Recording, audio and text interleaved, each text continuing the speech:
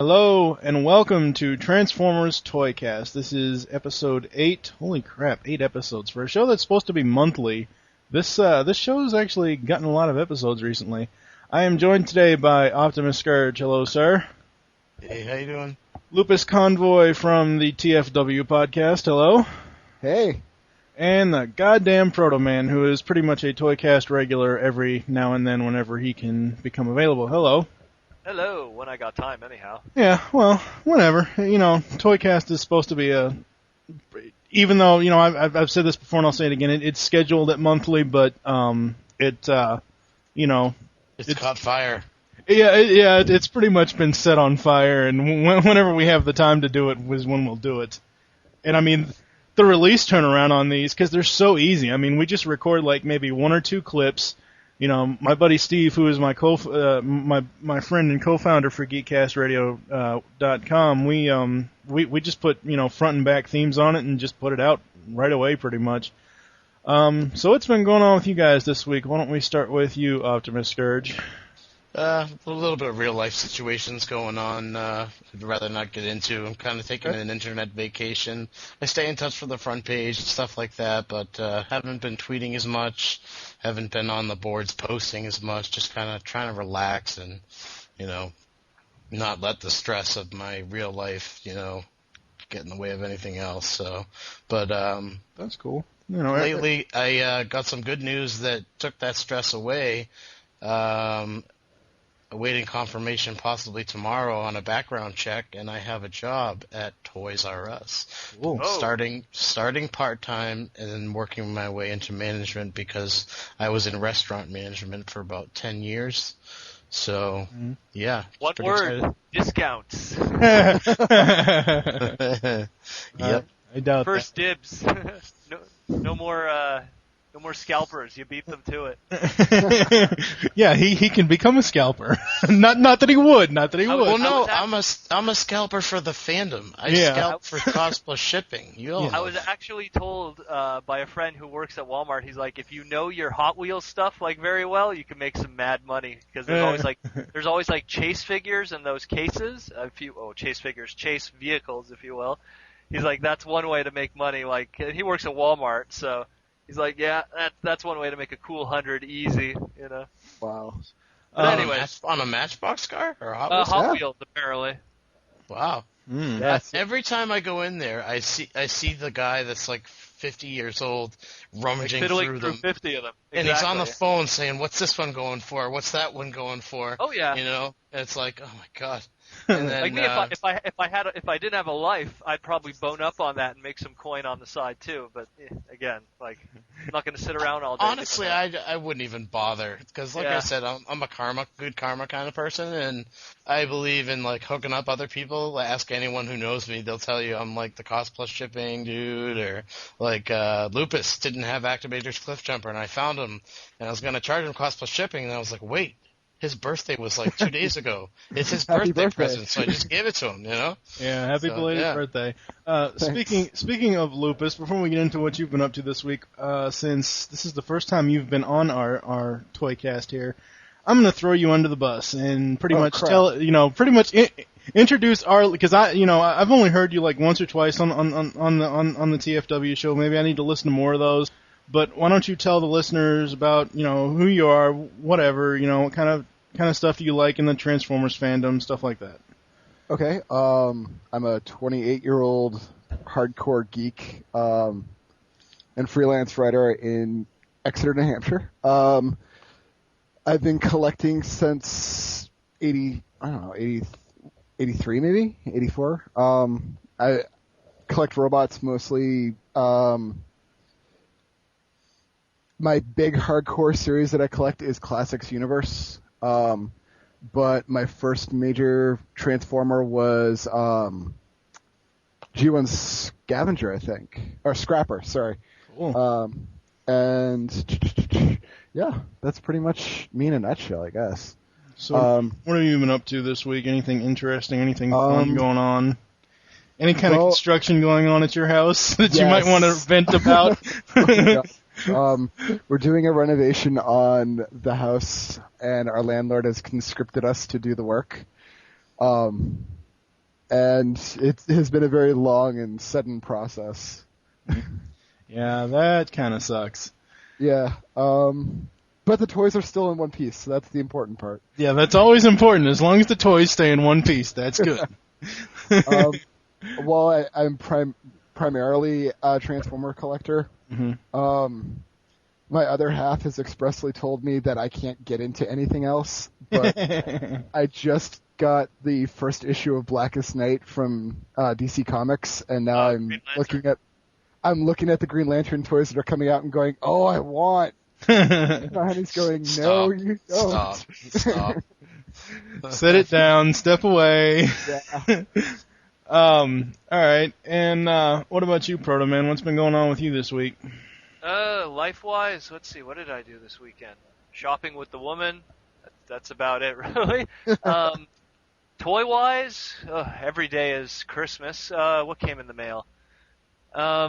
Original art from Dan Kahana from the Classics Universe Club Comics. I bought some stuff from him that had Rodimus in it. Vangelis recently convinced me to buy the Alternity stuff because he told me that the Alternity manga comic that comes with it, there's a pink-haired chick that wears a Rodimus shirt. I'm like, you gotta be kidding me. So, that's probably going to happen too now. What else did I get? Jeez. And last week I was really busy because I found all the movie deluxes from Wave 4, like the ice cream truck and stuff. Oh, really? This weekend, nice. what did I get this week? Yeah, it always shows up early in Zellers. Like, if you're a Canadian, always go to Zellers because they always get everything first for some reason. Yeah, you know what? It's funny. In the States, sometimes Kohl's, they're way overpriced. Like, an activator is $12.99 instead of, like, $7.99. But, like, when it's the only one left that you want to have for your collection to complete it and it's Cliff Jumper, it's like, you're going to pay it, you know? Everyone's going nuts for that one. I did that Even, with Derek Wyatt wanted it. Sorry. No, continue. I'm just trying to think. What else did I get, actually, this week? I don't know. Speaking of Alternity, if I may cut in, I got my first Alternity figure, Optimus Prime, because I had pre-ordered the black version of Nemesis Prime, or Black Convoy, if you will. Mm-hmm. So I went ahead looking around for the red one, couldn't find a good price, and someone on the board sold me one for $50 plus shipping, which is really good considering it's hard to find him under $70. So I got a chance to fiddle around with him at the New Hampshire meetup a couple weeks ago, and I didn't think I'd be collecting them. I was trying to pretend they didn't exist, but they're very cool. They're not all die-cast, like the Binaltex were, but they're very good figures. They're complex enough. They're fun. And they're blocky and chunky, and I love them. I like that really they're keeping it alive. That concept, because one thing that God bless the movie toys and all, but we're only going to get American cars, so it's nice to see something that. Right, exactly. I love the Nissan GCR. Well, yeah, you can't go wrong with the GTR. You can't go wrong with the 350Z. And all now all classic cars. Yeah, and now that I have the job secure, because I know I have nothing to worry about for the background check, I don't have anything but like a parking ticket, and so yeah, I probably will get Megatron when the funds become available. I really dig him and the swords, and now finding out that you can store the swords underneath the car in alt mode is really cool. So yeah, definitely Alternity, but yeah, that's about all I got this week. The only other thing I remember now, I ordered from the UK. Apparently, this is very weird. Robot Heroes, when they're sold in the UK, they come with tech spec cards. Mm-hmm. Oh, that's awesome. Yeah. So I was like, well then, gotta get me my hot rod. Gotta get a hot rod tech spec card. So I ordered that, and that's pretty cool. You know what's interesting? The UK Robot Heroes, they sell a lot of the the exclusive figures as regular figures there. Like a while back, Best Buy had a 2-pack. When you bought the Transformer movie, it came with a movie Cliff Jumper and a metallic Optimus Prime, like a battle damage one, I guess. Yep. And here in the UK, it's just like, yeah, you could just pick it up like any other figure, So that's pretty cool. Before we go on to the actual toy discussion, since we have you on, Protoman, I have to ask you, I've been going over this and over this. My buddy Michael Wilson and I both have G1 hot rods that on the door where the where the yellow flame, where it's supposed to be red, Sticker, yes. it's actually freaking purple. That's because probably the sun damaged the sticker. Okay. Or the plastic. That's the only way, because there is no variation otherwise. In terms of variations of that mold, you have plastic feet, you have metal feet. Yeah, I have the one that's plastic feet. And if you want to go deeper than that, then you're talking just the Target Master mold, where the hole on the engine and the hands is larger. And then you got the box variations, right? Well, the box variations. There's actually quite a few box variations of Hot Rod, because Hot Rod, when he was sold in the rest of the world, he actually had a different tech spec. In the American version of Hot Rod, it says in the tech spec he's an all-American Autobot. Okay? Yeah. When that same box and that tech spec was sold in Canada, it was an all-Canadian Autobot. Oh, Lord. When it was sold in the UK, it was an all-British Autobot. And I think that's the only 3 variants that exist of that. But isn't there something to do with they called his Target Master the wrong name and there was a corrected box? Because a lot of his boxes, the first run of them, it said Misfire. And so what you end up finding is that you end up finding the Misfire box, but there was actually a sticker put on top of it that says Firebolt. Just sometimes you find it without the sticker on. That's kind of why the Target Master version was so rare at a time, because that Misfire box got pulled, and then it was kind of tough to find Target Master Hot Rod, and they were in limited numbers. And then in the early days of eBay, he was expensive. Now, because of reissues and everything, he doesn't go for that much, but back then he did. Yeah, I wanted him. Yeah, I wanted him, but I ended up getting the reissue, and I'm fine with the reissue. Yeah, you know what? That's a figure that even the American edition, there is no changes whatsoever. There's no safety precautions to go under. Yep. So you could get the Rodimus Major Toys R Us reissue from America, and you're getting the same toy as the Japanese one. And not to mention the book box edition, which I think you're referring to, the Target Master one. I have both, and Rodimus in the book style Toys R Us. That's a great version to buy, because you get the Target Master, you get the beautiful box, you get the tech spec card, like that big page there that comes with it. I think if you're going to buy any reissue of them, that's probably the best one you could pick up. Yeah. All right, we are going to most likely play a toy ad. I haven't figured out which one I'm going to play, but we'll be right back. Oh, look! What is it? It's the Insecticons, an evil new menace from the world of the Transformers. The Transformers, more than DDI. The Transformers.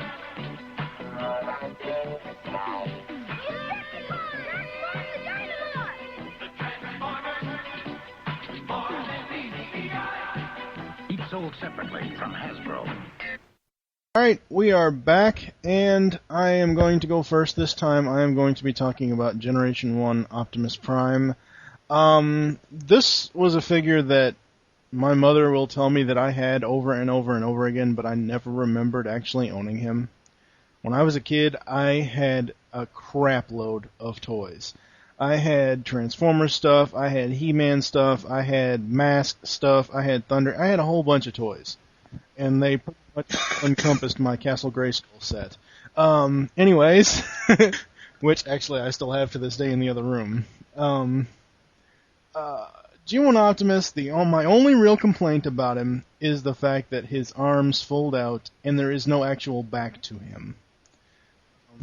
Unlike, I wish I had a Masterpiece, but I don't.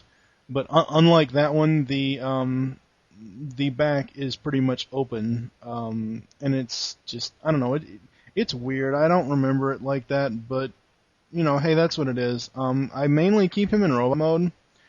When I was moving into this apartment back in February, and I was putting all the toys out on the shelf in the second bedroom, and I looked at him, and I actually took a picture, and I posted it on Twitter. This was a long time ago. I'll have to repost it, but just weird thoughts come into my head, and I'm sorry, but I was looking at him, and I was looking at, like, him in robot mode and his bumper and all that stuff. I'm like, where the hell is his crotch?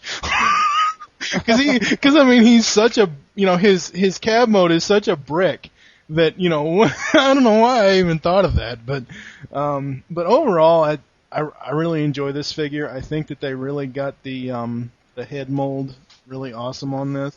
even though his head doesn't turn. And of course, I realize that the toy came out before the cartoon did. But I thought that the translation from the toy to the cartoon for this figure was super awesome as far as the transformation. Other than the fact that the trailer disappeared half the time. Actually, a little fun fact about that, when this Optimus Prime toy was brought from the Diaclone line to the Transformer line, it actually had a different head. Oh, did it?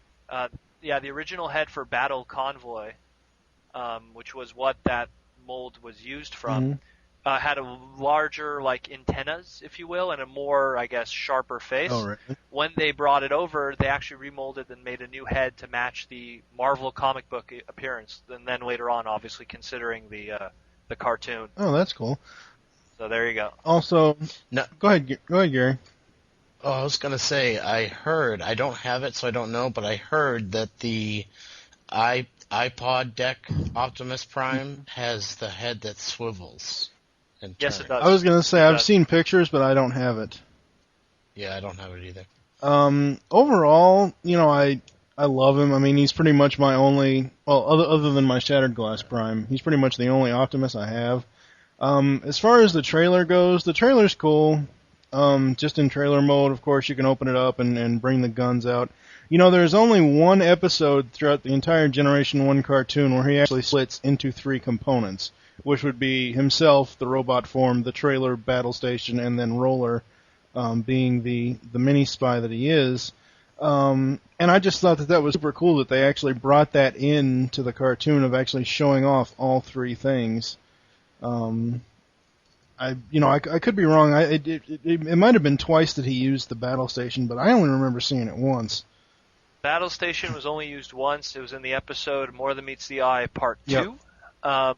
He actually fires it off, and then Megatron shoots and destroys the trailer in the background. That's right. Although it comes back perfectly fine. Another fun fact, which is interesting, is that in Optimus Prime's tech spec, it says that when the Roller trailer is damaged, he feels the pain too. Yeah. Now, this trailer was destroyed, and he didn't. He felt pretty good, actually. So I don't know. Well, it actually, But anyway. in the cartoon it says, Ratchet says, Prime is splitting off into his 3 components, and even though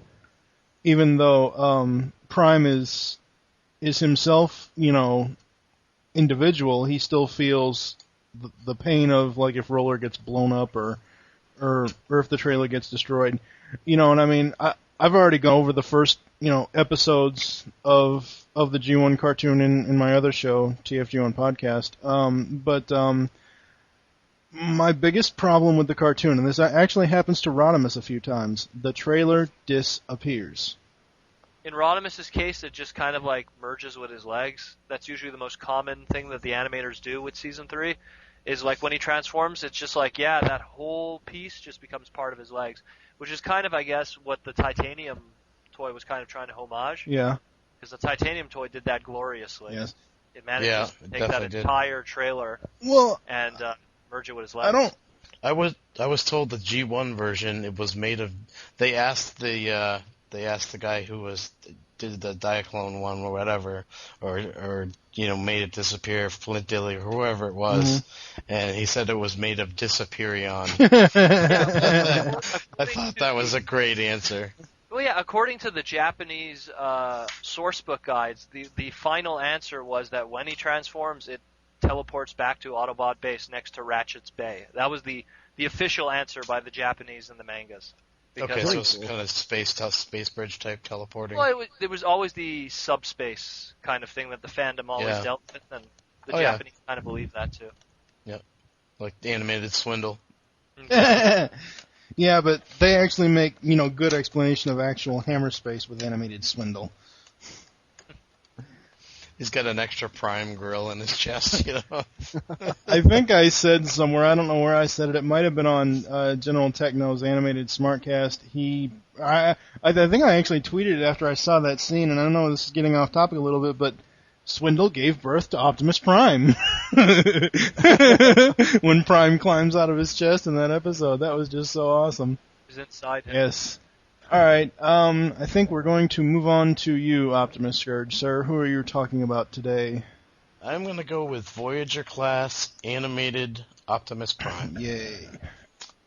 animated really, really captured me. I'm more or less one to kind of fiddle with my toys when I first get them and kind of put them on the shelf and very rarely pull them down. The animated line was just so much fun to actually play with and transform and pose. I really got into, I do photo galleries for TFW, as you may know, but this figure is just amazing. It can do kicks and splits, and it's a great homage to the transformation of G1 Prime in the sense the way his shoulders, his head, the way they flip out, his legs pop down very similarly. He has a very interesting feature. Once you pull his arms out or whatever, and his legs are still in like the truck mode, you flip a little switch and his legs come down in what's called the gravity spin feature. They just kind of spin around, and it's just a cool like anime effect on a toy. And it's just it's not really a huge deal. It's just a little spring, but it just adds that little pop and pizzazz to the figure. Yeah, it's a cool gimmick that doesn't hinder the toy, which usually gimmicks do. Right, that's, definitely. And I don't really care for the axe he comes with. I keep it on his back to give the illusion of the smokestacks with it, but I use the battle-damaged 2-pack Optimus Prime's axe with him, and it fits perfectly. And I think Hasbro knew what they were doing with that, because they knew that you're going to want that axe for your Voyager Prime, and you're going to get suckered into buying the 2-pack, which many... Oh yeah, they know what they're doing, and they know we're going to buy it, and most of us did. And he just looks phenomenal. It's too bad he didn't come with that, but he looks great with it. I just think the axe he comes with, because it's part of his trailer, they did what they could with it, and then, of course, you have the working little gun where you can put water in it and actually squirt water. By pumping the front of it, you can, got a little squirt gun that actually works. He's very, very posable. Like I said, he can do the leg kicks, the splits. I mean, you can get him in almost any kind of action pose. He can hold that, his axe behind his head. He can hold it with 2 hands. I mean, you can just get him in all kinds of poses. He's just a great figure. I mean, I just love this guy. Now, what are the differences between the 2 axes? Because I don't have those Optimus Primes. The axe that he comes with is his trailer. Not his trailer, but like the back piece of him that goes on. Yeah, it's like the stacks. Gray. Yeah. Okay. And you can put his water gun, which I don't display him with. That's on his back as well. It stores on that. The same way it stores in vehicle mode. You can point it frontwards in vehicle mode to kind of simulate his fire engine. I really wish they had done something like that with it, but they never did. He can hold, but like I said, he can hold the battle-damaged axe, which is very anime accurate. So if you watch the show and you see his axe, it's just, it's not perfectly accurate because it's got all red. It doesn't have the silver, but if you wanted to touch it up, it'd be, incredibly, much better than what he comes with. Like I said, Hasbro knows what they're doing. They wanted to sell the 2-pack. They know we're going to buy it just to get the axe for him, or a lot of us will. So I would say if you have a Voyager Optimus Prime, look around for the Battle Damage 2-pack, or I believe he's going to be re-released again. But he's not going to have that axe. He's going to be released without the battle damage with the Wingblade Prime whenever that comes out, if it comes out. But another cool feature about him is you have the option to have his faceplate up or down. There's a little lever on the back of his head for that, which is a very neat option. And as far as everything else, he's very easy to transform. That's a great thing about him. He's very simple. Like I would compare him to G1, only much more, posable and flexible. He's very easy to transform. A kid's not going to get frustrated with him. It's not like the movie Prime. Don't get me wrong. I love the movie Prime myself, but if you gave it to a 5-year-old, he'd probably cry. This toy, pretty much anyone could figure out how to do it. Just fold his arms up and his legs backwards. And the one difference from that is his wheels kind of move up to the front, and then his bumper from the front collapses down onto the side of his leg, and his toes just fold down, very similar to G1 Prime. And that's pretty much all I got to say about him. But again, I couldn't recommend him high enough. If you don't have him, you definitely want him. Yeah. For your Prime collection, he's a great toy. Very cool. All right. I think we're going to take a break, and we're going to come back with the other guys' picks for this episode. So we'll be right back, and we're going to leave off the break with this. Our leader is back. Yes, Skylinks. And this time, no force in the universe can stop me. From across the galaxy to battle the evil Decepticons comes the ultimate Autobot hero, Optimus Prime.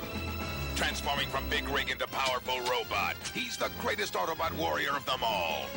With a hidden battle platform, twin rocket launchers for double the damage, and a light and sound power pack for real battle action. And when Optimus talks, I am Optimus Prime, the Decepticons will run for cover. Transformers Generation 2. Optimus Prime is all you see here.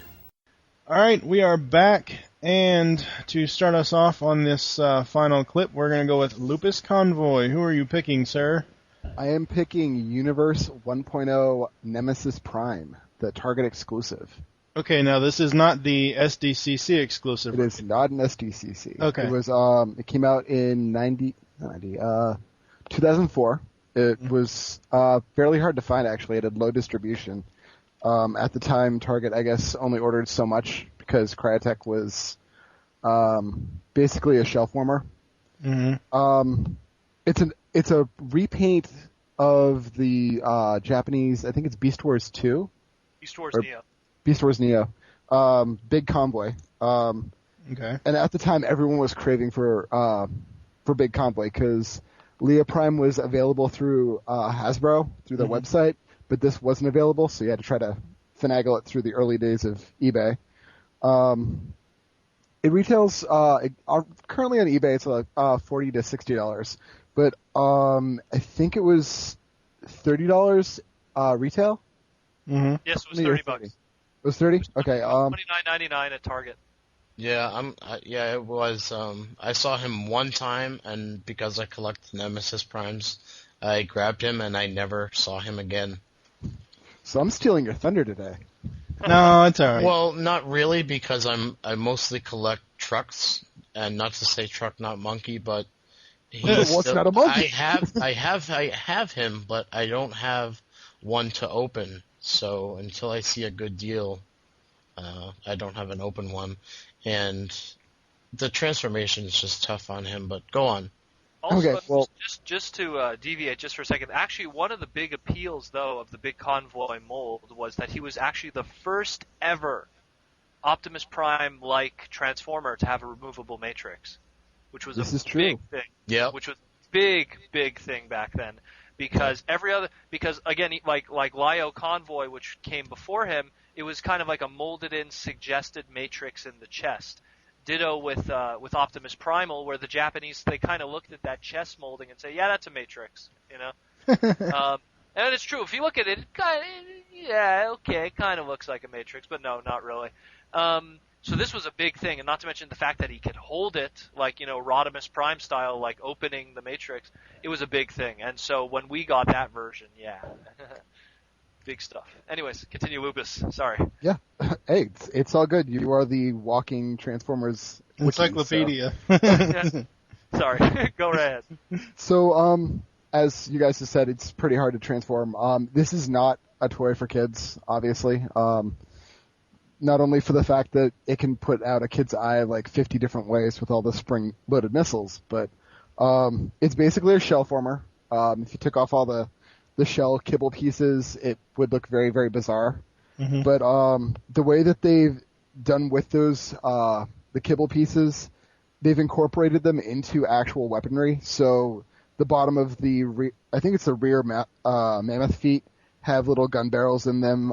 His shoulder pads that are like the two halves of the mammoth's head actually have missile clusters in them. He's got little Vulcan cannons on his hips, And of note, though, on his feet, he's got two. They're missile banks, but the missiles themselves are shaped very closely to the original Beast Wars Megatron missiles. They're big hook-looking things. They actually look. It's an awesome figure. It's got. If you were a big fan of the Fans Project Dia Convoy or Diaclone Armor, the Magnus Armor, you're going to like this because it's got a big frickin' gun that is basically the upper cranial part, the trunk, and the entire back section of the mammoth. Coloring as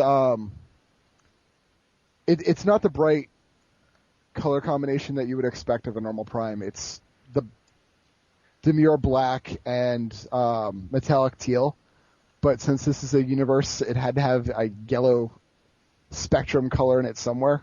Since they were pretty big on yellow for that series.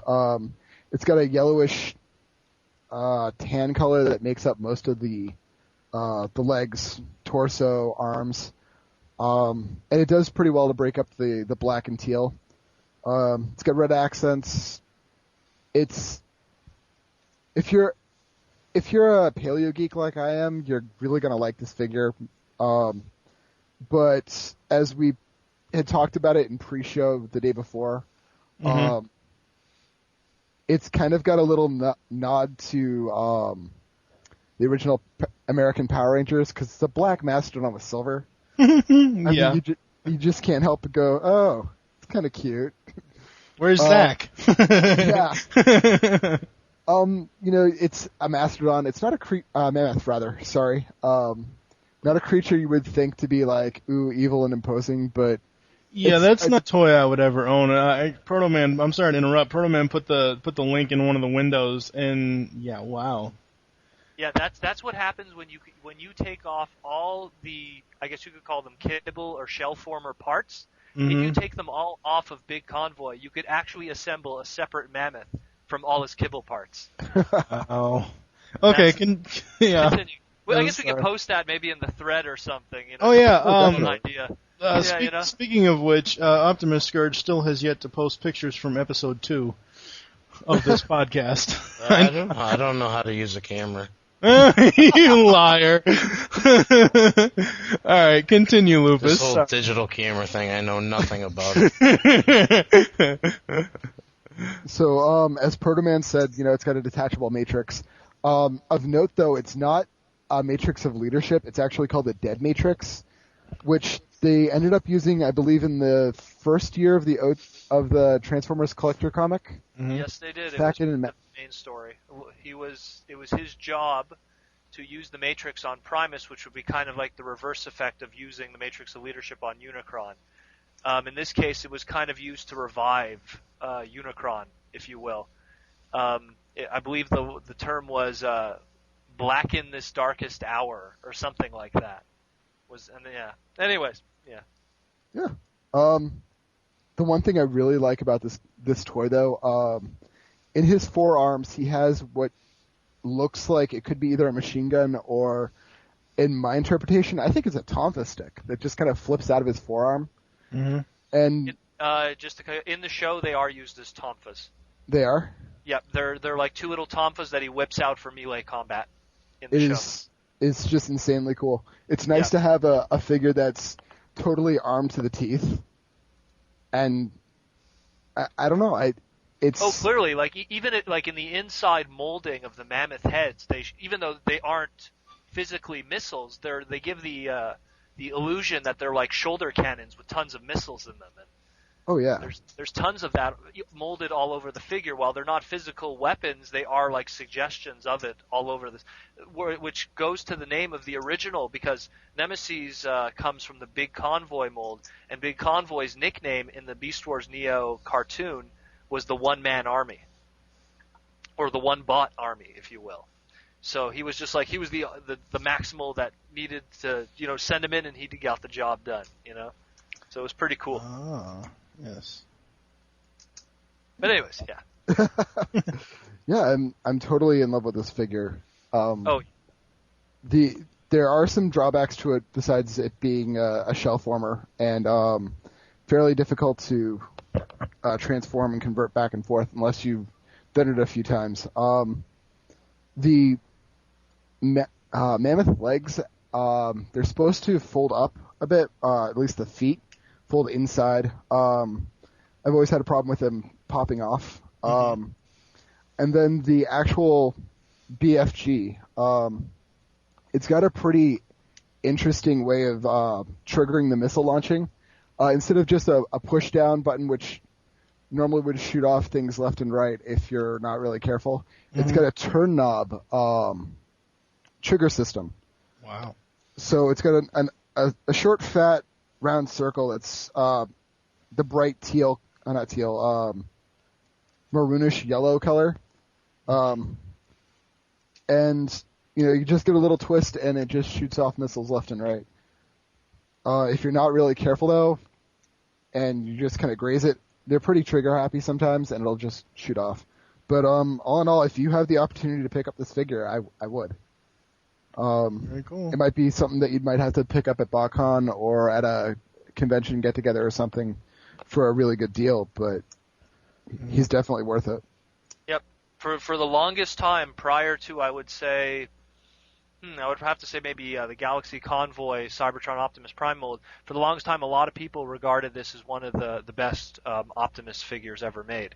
Despite all the negatives that it does have of the kibble and the big gun that's kind of almost too big, he's still like just an amazing robot mode. Yes, the alt mode is about as posable as a football, but it looks like a football. But yeah, well that's the joke that everyone says. But to be fair, even what's interesting is that its alt mode actually has a lot of interesting gimmicks too. You pull the ears of the mammoth and the tusks, they move. There's a nudge, a little knob on the top of the mammoth, and his nose actually it curls up like a mammoth or an elephant, and even the tip of the nose, it's actually articulated, like it actually goes left and right, which is a lot more posable than a lot of other Beast Wars, toys. I mean, everyone loved like Beast Wars Cheetor, but didn't have that much articulation. But this one, it had quite a bit of little gimmickry for something that, in all honesty, didn't have to in the Mammoth mode, which is pretty cool. I just had a very, very horrible Transformers Ice Age crossover thought. No, listen, wait, listen. You take this one that Lupus is talking about, you take any form of Beast Wars Cheetor, and you take Rat Trap. You have Manny, Diego, and Sid the Sloth. I think Transmetal 2 Cheetor would make the best Diego because he actually had those like saber tooth like teeth. Yes, he did. Yeah. Yes, he did. So wow, that was a horrible thought of mine. Anyway, do you have anything else to say about him, Lupus? I did about a second ago, but it just kind of flitted out of my mind with that mental image. If you really don't like those Armada Energon era figures that came out and really didn't have anything going for them except for the gimmick, and the figure was built around the gimmick, this is quite the opposite. It's got incredible posability, legs, arms, feet, shoulders.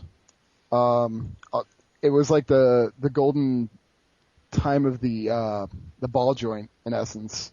I just highly recommend this figure. God, now I'm going to start calling him Linebacker Prime. Yeah, he's got the look, like with the. All you have to do is if you could cut the trunk off, he would look just like a football. It's true. All right. Especially the big convoy one with the coloring. Yeah. Okay. So, last and most certainly not least, the goddamn Protoman is going to talk about what? G1 Rodimus Prime, or G1 Rodimus Convoy, for you Japanese listeners. Where do I even start with this figure? Well, I guess I could give you a little history lesson first. This figure was actually supposed to be frickin' huge compared to what the actual release was. When this toy was made, they actually casted it to be about, I would say, the size of Metroplex, Power Master, Optimus Prime, Blaster, that kind of like 12-inch Holy crap. TF figure. Yeah, and then they kind of realized, let's down it a bit. That's why if you actually look at Optimus Prime's trailer, there's a lot of little detailing that kind of got lost when it was shrunk down, but it's still somewhat apparent there. But anyways, so G1 Optimus Prime, it was the new Prime toy. He was referred to as the Autobot Protector, the next leader. Yes. Not that great a toy, to be honest, and this is coming from me who's gay for Optimus. Robot mode, fairly simple. You pull it out of the trailer bay, hitch area, and then, the legs are already done for you. You just pop out the toes, and then you pull out the arms, flip over the chest, reveal the head, spin the spoiler around, and bada bing, you got Optimus. He only had articulation in his arms, which were the shoulders. It looked like there was articulation for the kneecaps, but they kind of decided just to bolt those closed. They even show a joint for the kneecaps, but they just didn't bother to do it. I think that had maybe to do with the fact when they downsized the figure, they just decided it would be cheaper to do that. He comes with a humongous gun that he referred to as his Photon Eliminator, which is it's about 3/4 the size of the toy. It's a big, huge gun in all black.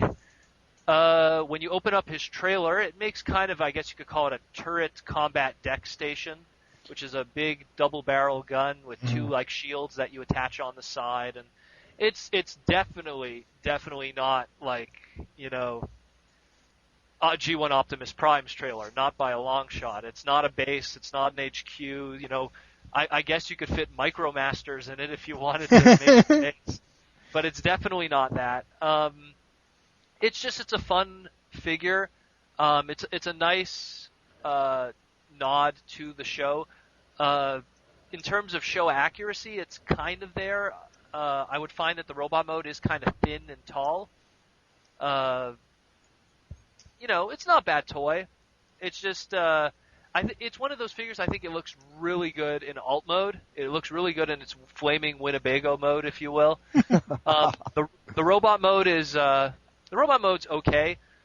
We have better Optimus figures that came down the line. I think my suggestion, if you like a Optimus Prime figure, get the titanium. Not to mention that the titanium Optimus is definitely one of the best titanium toys, and that's not just a biased opinion. It's just I own them all, and titaniums have a lot of flaws, but this one really seemed to dodge that bullet of all the flaws. I agree. So it's a really good figure. With this G1 one I'm talking about, it's not bad. I would give it 7 out of 10. If you're not big on collecting leaders, or if you're not a completist, I could see you skipping him. If you're someone who hates Optimus, don't touch this figure. If you hate him for the character, you're not going to like him for the toy. What else? I guess that's about it. He's a fairly straightforward and simple G1 toy, so there's not really that much to say about it.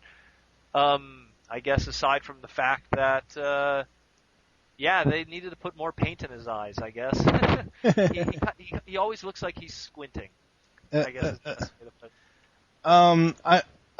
I gotta say, when you told us in, pre-show that you were going to be talking about this one, I actually had him when I was 8 years old. We were in, I don't remember how I got him, whatever else, but I had him, he was like my holy grail for a long time because, even though Optimus dies in the movie, I was, and I will say this until I die, Hot Rod / Rodimus has the most characterization out of all the Transformers in the entire G1 cartoon. Oh, clearly. And I think that's what kind of added to my love of him at a young age, and then later on as an adult. Oh, yeah.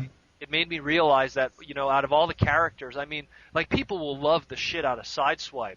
But in all honesty, tell me what you know about Sideswipe from the cartoon. Nothing. He has a jetpack? He has a jetpack. He does jet judo. He has a brother named Sunstreaker, and I guess he's kind of sarcastic. And that's about it. He has a missile. He has a missile. Where we got a good solid 2 hours of this character. Yes. Where he was the star. Oh, yeah. And in that solid 2 hours, we learned more about him than we did about some of the most beloved G1 characters that we knew from those 2 years prior of Season 1 and Season 2. That's So because that's they why- killed them all off. But I think that's what kind of creates that separation where you'll have so many people that passionately hate him because, quote, he killed Optimus Prime, but then you'll have that whole other separate amount of people who just love the shit out of this character, especially Hasbro, who keeps remaking and homaging this character, because he's a deep character, especially even when he became Rodimus. Yeah.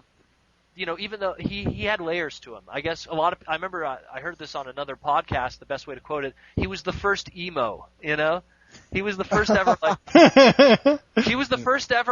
oh, you know what, I can't handle this, I can't do this, man, he was kind of like the first emo Transformer. They're just like, I can't do this. I think I have Rodimus saying something like that. Let's see. Oh yeah, well no, there's plenty of that. Well, no, I know, but let's see what I have. Optimus Prime, who could live up to him?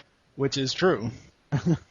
Oh, there was the most famous line was from Burden Hardest to Bear, which was, he lost the Matrix, Yep. and then everyone's like, "What happened?" And he's like, "You want the Matrix back? Fine, Go get it. You could yeah, have go it. get it yourself. But get some other sucker to carry Yep. it, because I quit." Yep. And I mean, and again, that was Dick Gautier who did it, not Judd Nelson from the movie. But even Dick Gautier doing the Rodimus or Hot Rod character, there's just so much depth to him that made him so enjoyable.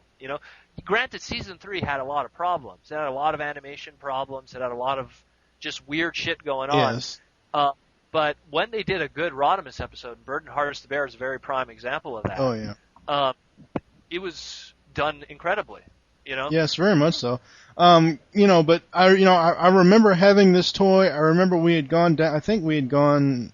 This is back when I was actually still living in Massachusetts.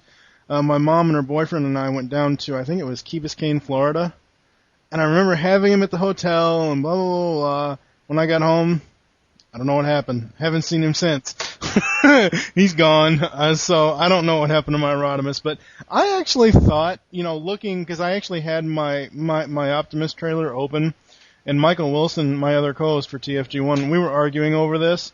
I actually thought the Optimus G1 and the Rodimus G1 trailers kind of were similar, with the fact that they both had a station inside them that could pull up and is kind of like a gun firing thing. Clearly, you have to realize when this toy was designed, they clearly had that in mind. Yeah. Again, like I said, this toy was supposed to be originally 3 times, well, not 3 times, like 2 times its size. So they pretty much were planning to make this like an Optimus Prime headquarters trailer also. It's just that got lost in the process afterwards. Yes. And then it just kind of became a combat deck, where he could just stand on it. Very cool. Do either Lupus or Optimus Scourge, you guys have any thoughts on Rodimus? Or any memories you'd like to share? I agree with the points touched on. He did have a lot of, character development, and, as Protoman said, he's like, yeah, you want this Matrix? Here, take it. I don't want it, you know? It was But kind of nice. I also thought that it was interesting that when he needed to, he went into the Matrix and, which was dangerous, or whatever. Yeah, becoming one with the Matrix could kill a Transformer, which is something we've had established even in Beast Wars and everything. And that's just it. He took a lot of risks. I mean, how he entered the Matrix, he actually deactivated himself, like almost putting himself close to death. Yes. For anyone who saw the Japanese stuff later on, Headmasters and everything, it shows that this character later on learned to accept his responsibilities and go on with them. I forget who it was, but someone quoted it in the TFW boards. A lot of people were saying, what's the difference between Optimus and Rodimus? And one person said Optimus Prime is Captain America, but Rodimus Prime is Spider-Man. And when I thought about it, but you know what? At first, it kind of went over my head, but then when I thought about it, it's really true. Oh yeah. Captain America is the red, white, and blue, like Optimus Prime, the red, white, and blue, perfect hero. We don't expect him to do wrong. He won't do wrong. Yep. And to the point where there's so many photos and art of Optimus Prime with the American flag, even as the All Hail Megatron cover even has that. Where then you have Spider-Man, where it's like, responsibility and God, what is the Uncle Ben line? It completely escapes my head With right now. great power comes great responsibility. Great responsibility. Exactly. And, and where that's like, with great power, the Matrix comes great responsibility, being a leader, of the Autobots and, taking care of business. And so it's kind of interesting in him having to deal with that too. And it was a very interesting contrast that person said and how true it is. And yet, look how many people love Spider-Man because of how realistic he is. Yes. But at the same time, Spider-Man also takes a lot of risks too. Yes, which Captain America doesn't. He's very straight-laced by the book, completely stone cold to his ethics. Which is I always find bizarre how people will hate on Rodimus because, I always tell people if you hate Rodimus Prime, then by definition you probably hate Optimus Primal. By definition you probably hate animated Optimus Prime. Those were all green leaders, those were all guys that were like, it was almost like their first day on the job, And they all also had to deal with shit from their their crew and idiocy. But, people will say, Rodimus didn't know what he was doing. Neither did Primal, Neither did animated Optimus Prime. He didn't get respect from Prowl right away. He didn't get respect from Ratchet right away. No. All that had to be earned. Oh, yes. Which I thought was great for the character development, really. That Clearly. adds to it a lot, because in G1, Optimus was like, he was right away had been established. Around for millions of years, so he had already been there, done that. Come episode 1, we're expected to believe that this character is the shit, No one questions him. Everyone believes in him. He is the dude, This guy's like the chairman of the board. Yeah, where this guy was just like some new dude, and we just had to accept the fact that he's the chosen one now. And so, you know what it is? A lot of people that hate on Rodimus, they really haven't dug into the fiction that much. They're usually a lot of G1ers. They're too blinded. You know what it is? Like, I remember one guy said it to me the best. He's like, when Transformers ended for me? When Megatron got thrown out of Astro Train in the movie. It's like, he was like, and that's when G1 ended for me. It's like, Starscream! That was it. And for a lot of G1ers, that's how it was. Season 1, Season 2, and up to that scene in the movie, and that's when Transformers ended. I mean, just me as a kid watching that, I'm sorry. I said this in the movie roundtable episode that I did a while ago on TFG when it was episode 16. The first time I cried in that movie was when Megatron did the final shot, when you see Prime going back and his leg kicks up in the air. That's when I started bawling. But at the same time, I still wanted to see the rest of the movie, and, as I already said, I like Rodimus. I like the way that they took that. I understand now that it was, just killing off the toy line, but, my other co-host, Michael Wilson over there, he hates Rodimus just for the simple fact that they killed Optimus, but, which is fine. That's his opinion, and whatever, but... Here's a little fun fact again. In the original script and in the Marvel comic book adaptation, Hot Rod didn't interfere at all. So if anything, it's kind of like a Marvel what if. Yeah. Because what happens is what if Rodimus didn't interfere? You know what happens? Prime talks, Megatron pulls out, still gets the gun, and says, "You're an idiot," and shoots him in the I guess, spleen or pancreas, wherever the hell he got shot over there. Yeah. So either way, he would have died. That's how I see it, one way or another. And what's interesting is there was a video game that came out for the PlayStation 2 in Japan called Transformers Tatakai, which was like a Transformers G1, beat 'em up fighting game. Oh man, did I want that game, and I couldn't ever get it. Well, what's interesting with that game is when you beat it on the Autobot side, because the story is the Autobots from the Season 3 timeline come to the Season 2 timeline. So it's like Rodimus Prime comes and helps Optimus Prime stop something that's going to change the future. Mm-hmm. But just before they separate and Rodimus goes back to his time, he's like, "Optimus, I have to tell you something. It's because of me, and Optimus cuts him off and says, it doesn't matter what happens, the future is already written. Before you were Hot Rodimus Prime, you were Hot Rod, Autobot Cavalier, Mm-hmm. So it was really cool that even when Rodimus was going to warn him of his own death, Optimus accepted it already. So, like I always say, before you judge, learn the whole spectrum. Yes. Learn of all of that, and then come back to me, and then you can hate all you want. But only then. Well, I am the type of G1 fanboy that completely just Rebirth is it. Rebirth is the happy ending for me. And, oh yeah, for a lot of and people. that's it. The Japanese continuity did not exist. The only part of the Japanese continuity, especially Headmasters, that I actually accept is the reformation of Blaster and Soundwave. Other than that, it didn't exist. So I think we're going to go out to our last break, and we're going to come back with the closing. The Transformers, more than meets the eye. Autobots wage their battle to destroy the evil forces of the Decepticons. The Transformers, more than meets the eye. The Transformers, robots in disguise. Attack the Autobot commander! Call in a Decepticon leader! Transformers, more than meets the eye. The Transformers from Hasbro. All right, we're back, and we have this clip for you guys. Open. Damn it, open! I usually use that for when I have audio issues with podcasts. I'll put that at the intro of every show. Before we get into the actual closing, I do have to bring up a point, because I'm doing research on Rebirth for this Friday's release of TFG1.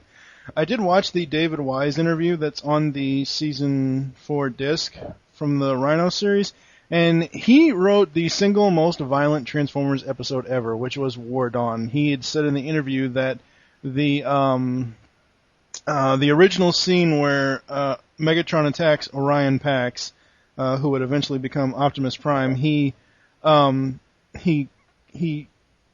shoots him in the shoulder. In the original animation, David Wise said he was supposed to rip his arm off after he shot him and decapitated him with it. Wow. So, yeah. So we're going to go into the closing. Thank you for joining us here on Transformers ToyCast. There are several ways to get in contact with us or leave feedback for the show. The first is you can visit the GeekCastRadio.com website and find all the other Transformers / GCRN podcasts there. The second is you can stop by the PredaconEmpire.com / Cafe Spark forums and get all your GCRN Transformers discussion topics there. The third is you can leave us show feedback on iTunes. Please leave 5-star feedback. You don't have to leave like a whole story. Just say, oh yeah, I like it, or, you know, whatever. It doesn't have to be a whole diatribe on how we, you know, whatever. The fourth is you can visit the Earth2-net, Earth-2.net forums and find our threads for the shows in the self-promotion section. And the fifth is the email address, which is tftoycast@gmail.com. You can also find us on Twitter. The show name is TFToycast. Mine is TFG1Podcast, and what are your all's Twitter names? Why don't you go first, Lupus? It's Caminiti style. CAMINITISTYLE. And then what's yours, Optimus Scourge? It is Optimus_Scourge. Yes. And what about yours, Protoman? It's Protoman X, not Protoman, because some bastard took it. And I'm trying to hunt him down right now. I think he lives in Michigan. I'm not too sure. But anyway, it's Protoman X. One word. All right. We hope you enjoyed this episode of Transformers ToyCast. I wish that you'll join us next time for our themed episode of All BotCon Part 1. For now, I am TFG1Mike with, and this is where you guys say your names. Whoever wants to go first. Gary? It's Optimus Scourge. Michael? Lupis Convoy. And the goddamn Protoman. That's right. Daniel Arson. And in the immortal words of Optimus Prime, we are going to leave you with this. Autobots, transform and roll out! Thank you for listening. Until next time.